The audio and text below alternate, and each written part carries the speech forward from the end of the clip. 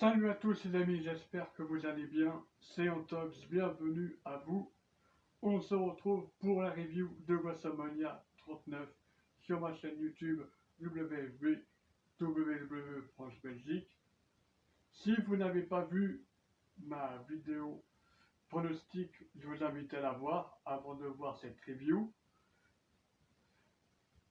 Elle est disponible sur ma chaîne principale et c'est en description. Maintenant, on va passer à la review. Alors, premier match dont je vais vous parler tout de suite, c'est l'opener entre John Cena et Austin Theory pour la nuit 1. Match comptant pour le titre des États-Unis. Victoire de Austin Theory avec son finisher, un low blow.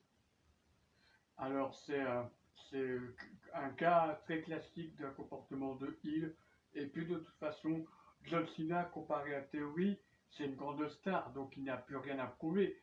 C'est une légende du catch. Maintenant, son but, c'est de mettre en avant de jeunes catcheurs comme Theory, et il l'a fait parfaitement en moins d'un quart d'heure.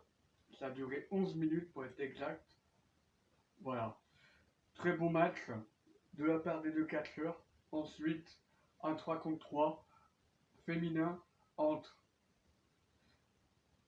la team Becky Lynch composée de Becky Lynch, Trish Stratus, Lita face à Damage Control composée de Bayley, Dakota Kai et puis Io Sky. Un bon 3 contre 3. Et ce qui s'est passé, c'est la victoire de Becky Lynch avec un Man in Slam depuis la deuxième corde sur Bayley. En même temps, ça s'est commencé cette rivalité à SummerSlam quand Bayley a confronté Becky Lynch et ça s'est poursuivi après la blessure entre guillemets de Becky Lynch pour permettre à Bayley de feuder avec Bianca Belair. Et ensuite, on a eu le retour de Becky Lynch pour les Wargames et le Royal Rumble, et ça a mené à ce 3 contre 3 avec le retour des légendes pour faire plaisir à la foule. On leur donne les victoires des faces comme ça. Les 6 catcheuses auront de nouvelles storylines le lendemain à Raw. Ensuite, nous avons un bon match par équipe de 4. Voilà. 2 contre 2 contre 2 contre 2. Un Fatal 4-Way par équipe. Ricochet et Chad Gable ont commencé le match,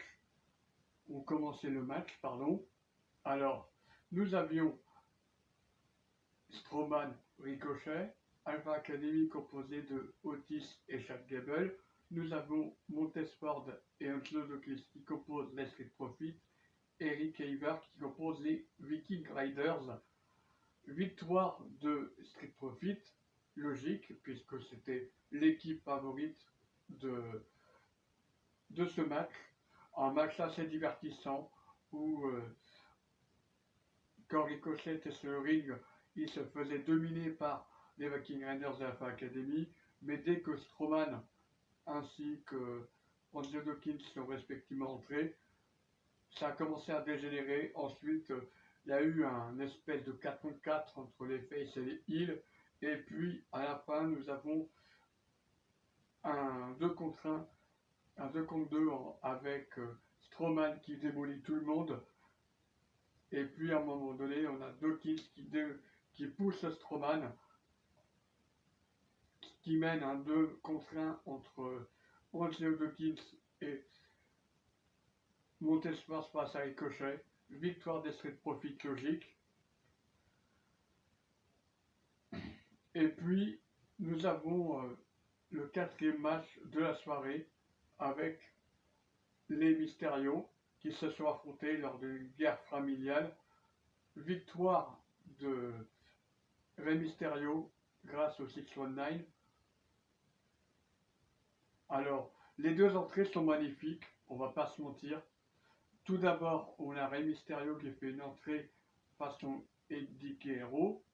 Et ensuite, on a Dominic Mysterio qui fait une entrée en mode GTA.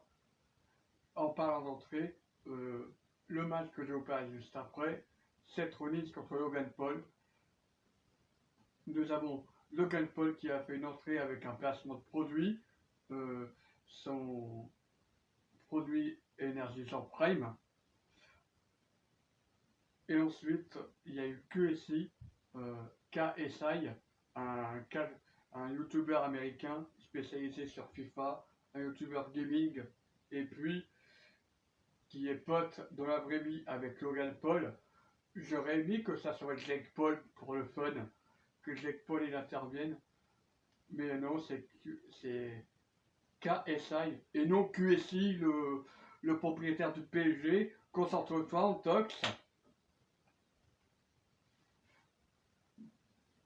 Bref, victoire de Seth Rollins dans un très bon match où Logan Paul a très bien performé. Pour moi, Logan Paul doit prolonger puisque on a appris que son contrat s'est arrêté le jour de WrestleMania. Et pour moi, il devrait prolonger. Vu son talent, in-ring, il devrait prolonger. Même au micro, il a un très bon talent. En même temps, quand tu es youtubeur, tu peux qu'avoir du talent au micro. Tu dois avoir un minimum de talent au micro. Mais voilà, c'est mon avis. Hein. Ensuite, les deux main events. Alors, Charles Flair contre Rhea Ripley, j'ai rien à dire, c'est un match excellent. Victoire de Rhea Ripley qui devient Grand Slam. C'est pas n'importe quel prestige, Grand Slam. Ensuite, nous avons pareil avec Kevin Owens et Sami Zayn.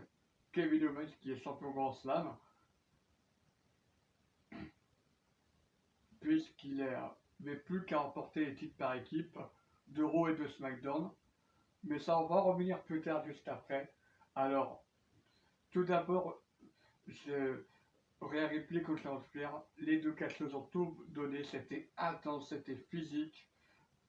À un moment donné, Rhea Ripley a botché une German suplex, du coup, Charlotte a reçu une prise dans le nez. Malgré ça, Charlotte Flair, c'est une guerrière, elle s'est battue jusqu'au bout malgré la douleur au nez, et c'est tout à son honneur. Et ensuite, elle a permis à Rhea Ripley de remporter son match.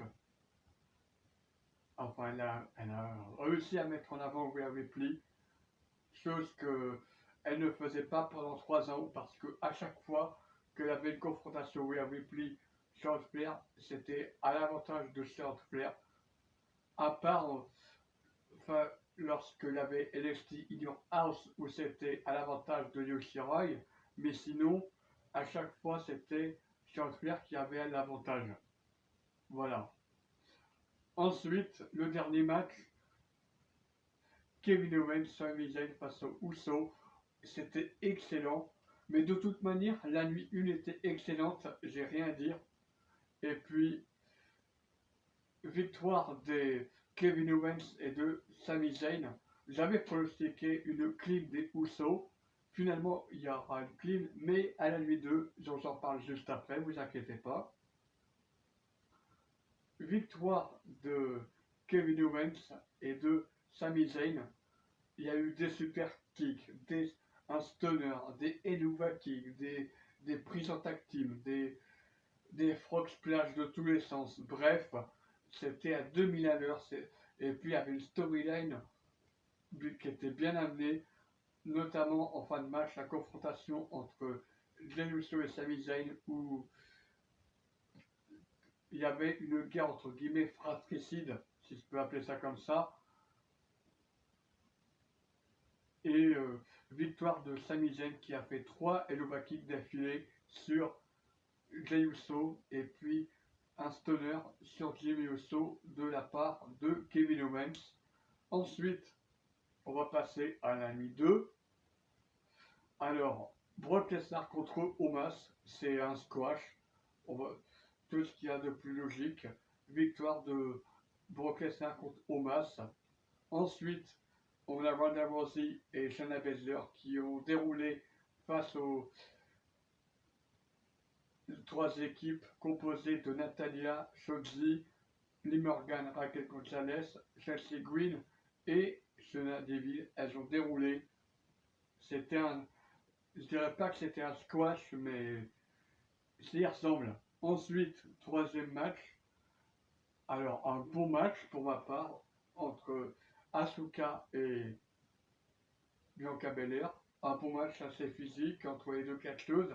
Pas autant intense que Rhea Ripley et Charlotte Flair, mais résultat prévisible parce que malheureusement la WWE n'a pas pris le temps de développer la nouvelle gimmick de Asuka en tant que Kana. Voilà, c'est ce que je reproche à la WWE par rapport à l'utilisation d'Asuka actuellement. Ensuite, je vais parler de Finn Balor contre Edge. Finn Balor qui était en démon. C'était un très beau match, là aussi. Victoire de Edge pour faire plaisir à la foule et pour mettre un terme à cette storyline du Judgment Day qui avait commencé lors de WrestleMania justement. Et ça permettra à Edge de passer à autre chose. Ensuite, un match intéressant, encore une fois, c'est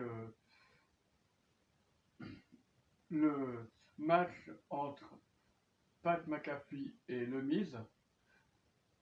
Victoire de Pat McAfee, ça c'était la veille, mais il y a également un autre segment avec Le Miz et Snoop Dogg. Alors Snoop Dogg, il a fait 3 apparitions quand même. Il a fait une apparition avec Rey Mysterio pour centrer, il a fait une apparition pour présenter WrestleMania pour la nuit 1, et il était présent à chaque combat du Miz. Ouais, du coup ça fait 4. Il a promis un segment avec Shane McMahon qui s'est mal passé, puisque Shane McMahon s'est blessé durant le segment. Et c'est tout ce que j'ai à dire. Et ensuite, nous avons, pour moi, le show stealer de ce show, Drew McIntyre, face à Sheamus, et puis le champion intercontinental Gunther. Victoire de Gunther grâce à une powerbomb sur McIntyre pour le compte de 3. C'était un match intense, on a eu le droit à des brogue kicks, des claymores, des plongeons suicides de Drew McIntyre, de Sheamus, des chops, des souplesses, C'était un match vraiment physique. Les trois catcheurs avaient la torse, les 3 torses rouges, vraiment, voire bleus. Ils étaient marqués de partout à la fin du match. Et c'était un bon banger, vraiment. Et pour le main event, la clim. Voilà. Je pensais que la clim arriverait à la nuit 1. Finalement, elle est arrivée à la nuit 2. Cody Rhodes face à Roman Reigns, un match d'une demi-heure. Un match plutôt serré entre les deux catcheurs. Victoire de Roman Reigns après une demi-heure et de multiples interventions de Solo Sikoa. Donc Cody est protégé de la défaite. Puis nous avons Roman Reigns qui va probablement passer le cap des 1000 jours avant de perdre son titre définitivement. C'est probablement le début de la fin de la Bloodline suite à la défaite des Usos. Moi j'avais pronostiqué l'inverse, victoire des Usos et défaite de Roman Reigns. De toute façon, quelle que soit l'issue, que ça soit mes pronostics ou ce qui s'est passé réellement, ça aurait été la chute de la Bloodline. Ça aurait été impossible de faire les deux d'un coup, ça aurait été de trop d'un coup. Ça aurait été trop d'un coup. Pour moi, un truc qui serait bien, c'est que j'ai, par exemple, vraiment une vraie utilisation au sein de la Bloodline, par exemple, que les Usos se retournent contre Solo Sikoa et Roman Reigns, ou que les Usos et Solo Sikoa se retrouvent tous les trois contre Reigns et Paul Heyman. Bref, je vois bien une dinguerie comme ça. Mais en tout cas, hâte de voir ce qui va se passer ce soir et à SmackDown. Victoire de Roman Reigns grâce à un spear et encore une fois une intervention de Solo Sikoa après avoir encaissé de Crossroads. Mais sinon, Cody est protégé dans la défaite. C'est une victoire logique puisque, encore une fois, on ne peut pas faire perdre toute la Bloodline d'un coup. Je comprends les gens qui sont énervés sur les réseaux sociaux, mais je comprends également la logique de la WWE pour le coup. Je ne peux pas leur en vouloir d'avoir pris cette décision. Et pour le coup, Hunter, c'est un très beau booker, on va pas se mentir. Voilà. C'était tout pour cette vidéo. Merci d'avoir regardé cette review de WrestleMania 39. On se retrouvera pour le Raw d'après WrestleMania. Je pense que je vais faire une review dessus. Prenez soin de vous. C'était Antox et puis ciao à tous.